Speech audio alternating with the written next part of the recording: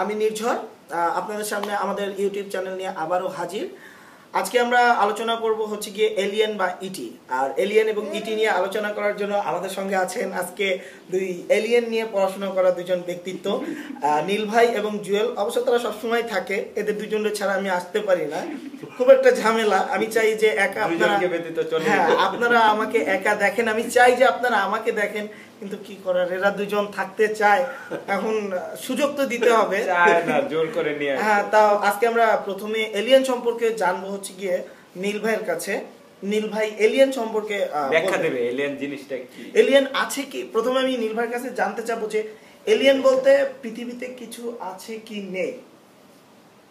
ওকে, হ্যাঁ, আচ্ছা, অ্যানসারটা হচ্ছে আছে। আমরা বিশ্বাস করি, আমি নিজেকে দাবি করি হচ্ছে বাংলাদেশের মিস্টার এক্সোপলিটিক্স। বাংলা অর্থ এক্সোপলিটিক্স, মানে যদি ব্যাখ্যা করে দিতে। এই এক্সোপলিটিক্স ওয়ার্ডটা একজন ইনভেন্ট করছে, কয়েন করছে। সো এটার মানে হচ্ছে যে পলিটিক্স অফ ইন্টারপ্ল্যানেটারি পলিটিক্স, এক গ্রহের সাথে আরেক গ্রহের যে পলিটিক্যাল ইকোনমিক রিলেশনটা, হ্যাঁ, ওইটা হচ্ছে এক্সোপলিটিক্স। যেমন আমাদের আমরা তো নর্মাল পলিটিক্স কি সবাই জানি। সো এক্সোপলিটিক্স টার্মটা আলফ্রেড ওয়েবার, মানে অন্য গ্রহের সাথে। আপনি এক্সোপলিটিক্স বলতে কি মহাজাগতিক রাজনীতি এরকম? হ্যাঁ, এক্স্যাক্টলি, এটাই মহাজাগতিক রাজনীতি। মানে আপনি মহাজাগতিক রাজনীতির সাথে জড়িত এমন একটা বিষয় বোঝাতে চাচ্ছেন আমাকে? আমরা সবাই জড়িত, সবাই, হ্যাঁ। আমরা যে জিনিসটা সম্পর্কে জানি না, নিজের অজান্ত হলেও জড়িত। হ্যাঁ হ্যাঁ, না জানলেও জড়িত, জানলেও জড়িত। সো প্রথমে শুরু করে একটা ছোট জিনিস দিয়ে, আমরা যে এলিয়েন শব্দটা বলতেছি, আসলে জিনিসটা কি? আমরা এলিয়েন হচ্ছে একটা কমন ইংলিশ ওয়ার্ড, যেটা মানে হচ্ছে যেটা সম্পর্কে আমরা জানি না। কিন্তু এখন হচ্ছে কি, আমরা যদি এখন পড়াশোনা করে ফেলি জিনিসটা সম্পর্কে, তখন কিন্তু আর ওটা এলিয়েন থাকতেছে না, হ্যাঁ, তখন জিনিসটা আমাদের জানা হয়ে যাচ্ছে। সো এবং দেখা যায় যে যারা খুব ক্লোজলি ইটি, ইউএফও, ইটি মানে এক্সট্রা টেরেস্ট্রিয়াল, যার মানে হচ্ছে যে অফ ওয়ার্ল্ড, যারা অন্য গ্রহ থেকে আসছে বা অন্য ডিমেনশন। সহজ বাংলায় বলতে গেলে মানে পৃথিবী ব্যতীত অন্য গ্রহে যে প্রাণীগুলো আছে, মূলত এগুলাকেই এলিয়েন বলে ধারণা করা হয় আমরা। হ্যাঁ, আপাতত ওই টার্মটা আপাতমস্তকে। সেক্ষেত্রে একটা ছোট্ট প্রশ্ন যদি আমি করি, যে এলিয়েন এবং মানুষের মধ্যে মানে আপনি কিভাবে পার্থক্যটা কিভাবে করতেছেন? রাইট, এটা খুবই ভালো একটা কোয়েশ্চেন। কারণ হচ্ছে যে আমরা অ্যাকর্ডিং টু সাম হাইপোথেসিস, এবং এটা প্রবাবলি ট্রু, সেটা হচ্ছে যে আমরা সবাই পার্টলি এলিয়েন। হ্যাঁ, আমাদের যে ডিএনএটা, এই ডিএনএটা অনেকেই মনে করে যে ইটস মিক্সড ডিএনএ। এটা অরিজিনালি যে অর্গ্যানিক ডিএনএ যদি বলে কিছু থেকে থাকে, যেটা নেটিভ ডিএনএ আমাদের, সেই ডিএনএটাও ইভেন অনেকে মনে করে যে এটা সিডেড হয়েছে অন্য গ্রহের প্রাণী থেকে। এখন এটা বললে অনেকে ধর্মের সাথে এটা কনফ্লিক্ট হয়ে যায়, কিন্তু এই কনফ্লিক্টটা আসলে নাই, ধর্মের সাথে কনফ্লিক্ট নাই। এটা যেটা আসলে হয় সেটা হচ্ছে আমরা অনেক কিছু জানি না, সব তো ডিটেল আমরা পড়ি নাই। সো হয়তো দেখা যাবে যে ধর্মের ভিতরে অনেক জায়গায় অনেক কোডেড ল্যাঙ্গুয়েজ আছে, হ্যাঁ। সো ওই কোডগুলি যারা ডিকোড করছে তারা কিন্তু এগুলি এগ্রি করে। আমি দেখছি যে ইসলামিক, ইভেন অনেক ইসলামিক স্কলার, শেষ কয়েকদিন আগে একটা ইসলামিক সম্ভবত এমন কিছু একটা তথ্য আপনি ফেসবুকে শেয়ার করছিলেন, একটা পত্রিকা ছিল, প্রজেক্ট ক্যামেলট। ওই কেরি ক্যাসিডি একটা ভিডিও করছে এক ভদ্রলোক, সে হচ্ছে যে ইসলামিক স্কলার, কিন্তু সে সব কিছু জানে, ইটি রিলেটেড সব কিছু জানে।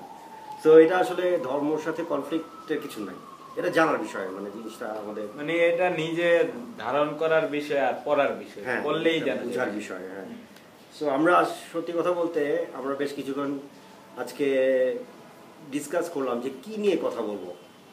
কারণ হচ্ছে যে আমাদের রাজনৈতিক যে পরিবেশ অবস্থা খুবই ভয়াবহ, আমরা কিছু বলা, আমি পার্সোনালি আমার কাছে মনে হচ্ছে যে কি বলবো, আমাদের রাজনীতিবিদগুলো সব মঙ্গল গ্রহ থেকে আসছে, খুব হট।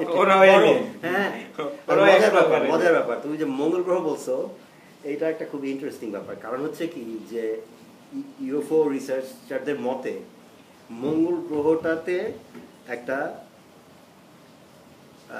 সভ্যতা ছিল, এই সভ্যতাটা ধ্বংস হয়ে গেছে বলে অনেকে মনে করে, কিন্তু ওখানে যারা তখন ছিল এরা কিন্তু পৃথিবীতে চলে আসছে। এবং এখন আমাদের পৃথিবীতে অনেক মানুষই অ্যাকচুয়ালি মঙ্গল গ্রহ থেকে আসা, ওই গ্রহের ব্লাড লাইন। হ্যাঁ ও মানে আমার মাঝে মাঝে জিনিসটা মনে হয় কিন্তু যে আমি শুনতে- একটু হ্যাঁ। পৃথিবীর মানুষের চেয়ে আলাদা, মঙ্গল গ্রহের হইতে না পারি। জিনিসটা আসলে শুনতেও যদি কেমন মনে হয় আসলে কিন্তু পড়ালেখা করলে দেখা যায় এটাই বাস্তব। হ্যাঁ, অনেক রিসার্চ আছে হ্যাঁ। এটার উপরে। আসলে মূল এটার বিষয়টা আমাদের শত শত- সমস্যা হচ্ছে আমরা আমাদের কাছে প্রথমে হয়তো বা শুনতে একটু ধাক্কা লাগতে পারে হ্যাঁ। নীল ভাইয়ের কথা যে এলিয়েন আছে, লোকগুলা পাগল হয়ে গেল, এরকম কিছু না। আমাদের মনে হয় আমরা প্রতিটা পর্বেই বলি আপনারা পড়েন, অল্প কয়েকটা বইয়ের মধ্যে আটকে থাকার কোনো মানে নাই।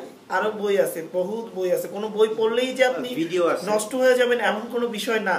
ভিডিও আছে, আপনি হ্যাঁ। প্রচুর লিংক পাবেন। আর এলিয়েন যে পৃথিবীতে আছে এমন ইউটিউবে হাজার হাজার মানে প্রমাণ সহকারে হাজার হাজার ভিডিও অনেক ভিডিও আছে, সবগুলো অবশ্য মানে বিশ্বাসযোগ্য না। বিশ্বাসযোগ্য না, কিন্তু অনেক কিছু ভুয়া কিছু জিনিস ভিডিও আছে। ভিডিও আছে যেগুলা বিশ্বাসযোগ্য। হ্যাঁ, অনেক ভালো ভিডিও আছে, অল্প কম। আচ্ছা নীল ভাই, আপনার কাছে আমি আরেকটা প্রশ্ন, মানে এলিয়েনের প্রভাব পৃথিবীতে কি ধরনের প্রভাব বিস্তার করতেছে এরা, এই বিষয়টা যেমন আমাদের মধ্যে একটা ধারণা আছে, যেমন সাধারণত আমরা মুভি বা যেগুলো তৈরি হয় সেগুলো আমরা দেখতে পাই যে এলিয়েন আমাদের ক্ষতি করে পৃথিবীতে এসে সে আমাদের ক্ষতি করতেছে। আবার কিছু কিছু এমন এলিয়েনও আসছে পৃথিবীতে মুভির মাধ্যমে দেখছি যারা আমাদের উপকার করছে। তো মূলত এলিয়েন, আপনি যেহেতু আমরা ফেসবুকে আপনার ফেসবুক স্ট্যাটাস বা অনেকেই থেকে আমরা যতদূর জানি যে আপনি এটা নিয়ে অনেক পড়াশোনা করছেন, সেক্ষেত্রে আপনার বক্তব্য কি, তারা কি করতেছে পৃথিবীতে মূলত আয়সা? খুব ভালো প্রশ্ন, আমি একটু এটা নিয়ে একটু আলাপ করি। সেটা হচ্ছে যে আমি যখন প্রথমে ইটি এক্সিস্টেন্স, ইটি মানে এক্সট্রাটেরেস্ট্রিয়াল, সহজ বাংলায় বলতে গেলে এলিয়েন। তো ওইটা নিয়ে যখন প্রথমে পড়া শুরু করছি তখন একটা জিনিস মনে হয়েছে যে এরা এরকম। তারপরে যখন আরও পড়ছি তখন আরেক রকম মনে হয়েছে, তারপরে আরও পড়ছি তখন এখন আবার আরেক রকম মনে হচ্ছে। তো এটার কারণ হচ্ছে যে অনেক রিসার্চ চলতেছে এটা নিয়ে এবং সবাই একই কথাই বলছে না, এক একজন এক এক ধরনের কথা বলতেছে। হ্যাঁ, তো এখন যেটা হচ্ছে যে অনেকে বলে যে সব ইটি ভালো, হ্যাঁ এরা আমাদের উপকার করার জন্য আসছে। আরেকটা দল আছে যারা বলে যে সব ইটি আমাদের এগেনস্টে, এরা জাস্ট প্রিটেন্ড করতেছে যে ভালো বিষয় যে আসছে, এরা অ্যাকচুয়ালি একটা ট্রোজান হর্স, এদেরকে আমরা যদি ভালো মনে করে ওদের কাছে যাই তাহলে তখন ওরা ব্যাকস্ট্যাপ করবে, আমাদের ক্ষতি করবে। আবার আরেক দল আছে যেটা প্রবাবলি মোর রিয়েলিস্টিক, সেটা হচ্ছে যে ভালো এবং খারাপ দুই রকম দলই আছে। আচ্ছা, এর সাথে আরেকটা ইন্টারেস্টিং কাহিনী আছে যেটা আমাদের আগের ভিডিওর সাথে কানেক্টেড। সেটা হচ্ছে যে কারণে আমরা অ্যাকচুয়ালি গুপ্ত সংঘ বলছিলাম, আমরা চেষ্টা করব গুপ্ত সংঘ নিয়ে আজকের এলিয়েনের মতো একটা বিস্তারিত প্রোগ্রাম করার। আচ্ছা, আমি একটু আমার পার্সোনাল মানে বলি এলিয়েন সম্পর্কে। মানে যখন আপনার কাছ থেকে আমি এলিয়েন সম্পর্কে জানতে পারি তখন আমার মানে কি বলতেছে লোকটা, যখন পড়ালেখা শুরু করলাম তখন না বিশ্বাস হইতেছে যে আসলে এই জিনিসটা আছে। আর এলিয়েন মানে আমি যতটুকু বুঝলাম, আপনি যে লিঙ্কগুলা দিলেন এটা থেকে যতটুকু বুঝলাম, এলিয়েন হচ্ছে এমন একটা জিনিস যে মানে আমাদের সভ্যতা নেই, মানে টোটাল যে অন্য গ্রহগুলাতে যে প্রাণীগুলা আছে আমরা মূলত ওইগুলাকেই এলিয়েন বলে আখ্যায়িত করতেছি। হ্যাঁ, আর এলিয়েনরা মানে গুপ্ত সংঘগুলার সাথে কানেক্ট আছে। এক্স্যাক্টলি।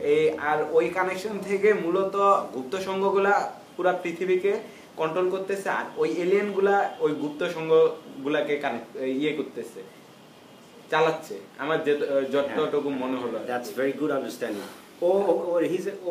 তুমি একটা ভালো এক্সাম্পল যে কিছু জানতাম না মোটামুটি। হ্যাঁ, যে প্রথম দিন আমার শোনার পর তো মাথা মুথা ঘুরে কি বলতেছে লোকটা, এলিয়েন এটা তো মুভির কাহিনী, এটা কি বাস্তবে সম্ভব না? হ্যাঁ, তো তুমি কিন্তু হ্যাঁ, তো ভাই আরেকটা প্রশ্ন আপনার কাছে, যেটা হচ্ছে গিয়ে মানে এলিয়েন সম্পর্কে আমরা আপনার এর আগের কিছু বক্তব্য বা কিছু লেখা থেকে আমরা যেটা জানতে পারলাম বা বুঝতে পারছি যে আপনি মনে করেন যে ইউএসএ এবং রাশিয়ার সঙ্গে এলিয়েনের একটা ভালো সম্পর্ক আছে, এবং আরো কিছু পাওয়ারফুল দেশের সাথে ওদের সম্পর্কটা এগিয়ে গেছে, খুব তাদের সঙ্গে একটা খুব ভালো সম্পর্ক। এই বিষয়টা আপনি কিভাবে এক্সপ্লেইন করবেন? এগিয়ে যাওয়ার পিছনেও কিন্তু তাদের সঙ্গে ভালো সম্পর্ক অন্য দেশগুলোর সাথে ভালো সম্পর্ক না হওয়ার কারণটা আপনি কিভাবে দেখবেন? কারণ কি, কেন আমরা পাচ্ছি না? ওকে, আমি একটা জেনারেলি উত্তরটা দিচ্ছি। হ্যাঁ, স্পেসিফিক্যালি তোমার উত্তরটা দিচ্ছি না, আমি জাস্ট ওই উত্তরটাকে একটু ঘুরে দিব।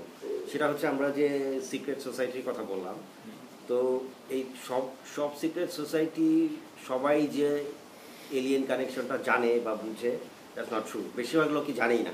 কারণ সিক্রেট সোসাইটিগুলো আবার এরকম যে ওদের বিভিন্ন লেয়ার আছে, যে মানে বসের বস, হ্যাঁ মানে যারা নিচের লেভেলে মিড লেভেলে এরা কিন্তু জানেই না যে উপরের লেভেলে যে এক্সট্রা টেরেস্ট্রিয়ালদের সাথে কমিউনিকেশন হচ্ছে। এখানে আরেকটা জিনিস হচ্ছে যেটা আমাদের জানা ইম্পর্টেন্ট, সেটা হচ্ছে আমরা যখন এক্সট্রা টেরেস্ট্রিয়াল বলতেছি তখন আমরা মিন করতেছি অন্য গ্রহ বা অন্য গ্রহ থেকে আসা প্রাণী।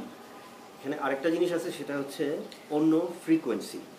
আচ্ছা ভাই, আমি এক্ষেত্রে আপনার একটু মানে আপনি বলছেন অন্য গ্রহ থেকে আসা, আবার ফার্স্টে বললেন যে আমরাও অন্য গ্রহ থেকে মানুষ, তো সেক্ষেত্রে অন্য গ্রহ থেকে যারা পৃথিবীতে বাস করছে তারাও কি আপনি তাদেরকেও ইটি বলে সম্বোধন করবেন নাকি তাদের মানুষ বলতে চাবেন?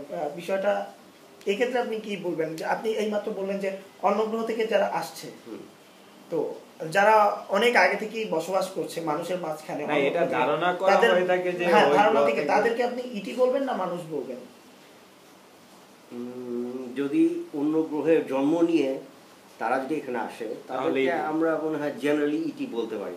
যারা এখানেই বর্ন, মানে জন্মগতভাবে এখানে ওরা হচ্ছে মানুষ, আর যারা জন্ম অন্য গ্রহে ওরা হচ্ছে ইটি। কিন্তু এখানে আমরা যেটা বলছি যে আমরা তো এখানে জন্ম নিছি, কিন্তু আমাদের ভিতরে ডিএনএটা কিন্তু ইটি ডিএনএ আছে। এটা মানে মিক্সড একটা ডিএনএ। হ্যাঁ, আমাদের ডিএনএটাতে ইটি ডিএনএ থাকার সম্ভাবনা খুবই হাই। এখন তোমাদের যেটা আমি একটু আগে বলতেছিলাম যে সিক্রেট সোসাইটির সাথে যেটা কানেক্টেড, সিক্রেট সোসাইটির একদম টপ লেভেলে আর কি, ইলুমিনাটির টপ লেভেলের লোকজন, হ্যাঁ, যে জিনিসটা পারে বলে আমার কাছে মনে হচ্ছে ফ্রম রিডিং বুকস এটসেট্রা, সেটা হচ্ছে যে এদের ইন্টারডিমেনশনাল ক্ষমতাটা অনেক বেশি, ইন্টারডিমেনশনাল অ্যাক্সেস আছে। মানে কি, আমরা যেমন থার্ড ডিমেনশনে একটা আমাদের লাইফ আছে, আরেকটা একটা রিয়ালিটি আছে পৃথিবীতে, আরেকটা রিয়ালিটি আছে একই জায়গাটার মধ্যে, সেটা হচ্ছে যে ওটাকে বলে ইথারিক, ইথার থেকে আসছে, ইথার টার্মটা থেকে আসছে। এটা কিছুই না, এটা হচ্ছে যে আমরা যে আমাদের যে ইথার তরঙ্গ, ইথার তরঙ্গ, হ্যাঁ ইথার তরঙ্গ আমরা চোখে কানে শুনি হচ্ছে 20 থেকে 20,000 ফ্রিকোয়েন্সি হার্টজ পর্যন্ত। এর বাইরে চলে গেলে, বেশিতে গেলেও আমরা শুনি না, কমে গেলেও শুনতে পারি না। সেম জিনিসটা ইথারিক ফ্রিকোয়েন্সি ডিমেনশনটা হচ্ছে যে আমাদের রেঞ্জের বাইরের একটা ফ্রিকোয়েন্সি। সো ওই ফ্রিকোয়েন্সিতে যখন চলে যাচ্ছে জিনিস তখন আর আমরা ওটা দেখতে পাই না, মানে থার্ড ডিমেনশন থেকে ফোর্থ ডিমেনশনে, ইটস লাইক দ্যাট। ওটাকে অনেকে ফোর্থ ডিমেনশন বলে, কিন্তু এই টার্মটা অতটা চালু না, ওটাকে ইথারিক ডিমেনশনই বেশি বলে, ঠিক আছে? সো আরেকটা ডিমেনশন আছে অ্যাস্ট্রাল ডিমেনশন, যেটা হচ্ছে যে ইথারিক ডিমেনশনের একটা লোয়ার ফ্রিকোয়েন্সি। এবং ডিমেনশন বলতে এটা কাটা স্টেপ বাই স্টেপ না, এটা আর কি একটু ফ্লোয়িং জিনিস, হ্যাঁ, এরকম মানে ফ্লোয়িং মানে 20 থেকে 20,000 পর্যন্ত একটা ফ্রিকোয়েন্সি, আবার 20 থেকে 30,000 পর্যন্ত আরেকটা ফ্রিকোয়েন্সি, বা 20,000 থেকে 30,000, 20,000 থেকে 30,000, হ্যাঁ, ভেরি গুড। সো এরকম আর কি, কিন্তু জিনিসটা এরকম একদম নাম্বার দেওয়া না যে এত থেকে এত, এরকম না, মানে কাছাকাছি, হ্যাঁ, অ্যাপ্রক্সিমেট। এখন সো যেটা ইম্পর্টেন্ট বোঝার জন্য সেটা হচ্ছে যে ইথারিক ডিমেনশনটা হচ্ছে একটা মেন্টাল ডিমেনশন। এটা সেমি ফিজিক্যাল অথবা নন ফিজিক্যাল, আমি নট শিওর, হ্যাঁ।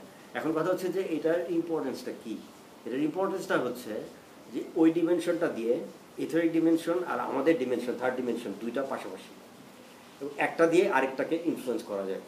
সো যারা ইথারিক ডিমেনশনে যেতে পারছে তারা ইথারিক ডিমেনশন থেকে আমাদের এই রিয়ালিটিটাকে ইনফ্লুয়েন্স করতে পারছে, এইভাবেই ওরা আমাদেরকে কিন্তু কন্ট্রোল করতেছে, হ্যাঁ। সো এই জিনিসটার সাথে ইটির সম্পর্কটা কি?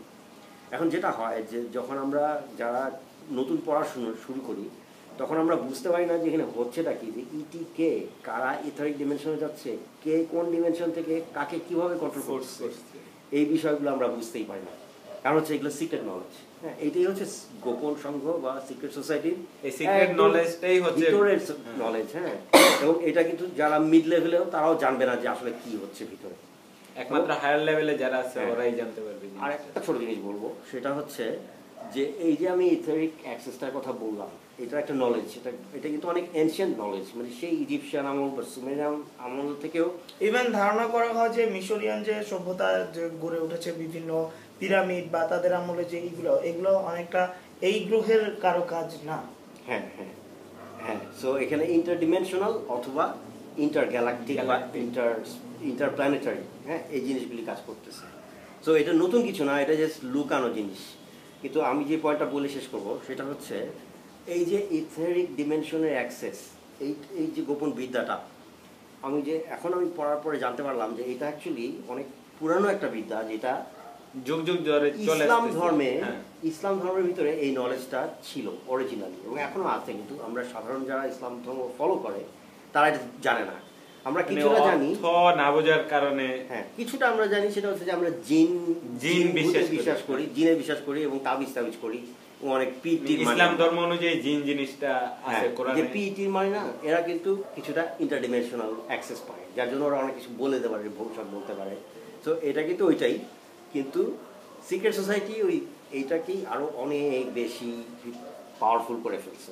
যে এত পাওয়ারফুল করছে যে এটা আমাদের রিয়ালিটিকে কন্ট্রোল করতে পারে। তো আমাদের জানা দরকার যে আমাদেরকে ইথেরিক ডিমেনশন থেকে কিভাবে বেরিয়ে আসতে হবে, কিভাবে কন্ট্রোলটা করতেছে। কারণ হচ্ছে যে এই ক্ষমতাগুলো আমাদেরও আছে, আমাদের এই নলেজটা খুঁজে বের করা উচিত যে কিভাবে ওরা করতেছে, তাহলে আমরা পারবো না কেন, আমাদের পারা উচিত।